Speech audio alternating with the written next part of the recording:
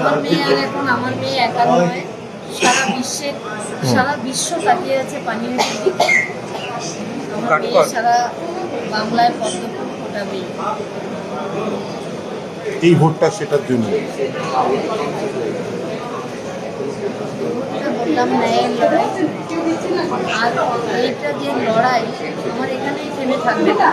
আমি যতদিন বাঁচবো লড়াই আমার চলবে, কারণ 12 তারিখ আমার কোর্টে হিয়ারিং রয়েছে, মেয়ের ওখানে 10টার সময়। আমি এটাও চালাচ্ছি, ওটাও চালাচ্ছি। এইটাতে এই জয়টা কি কিছুটা আপনাকে অক্সিজেন যোগাবে লড়াইয়ের জন্য? বলুন না।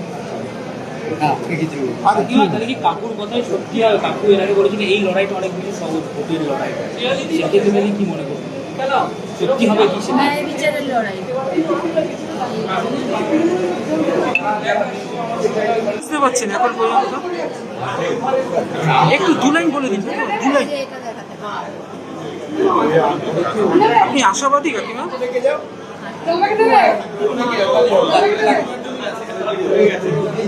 200% আশাবাদী? তাও কত ভোটে আশাবাদী আপনি কাকিমা? জানি না, আমার মেয়ে সারা বাংলায় পদ্ম ফুল ফোটাবে।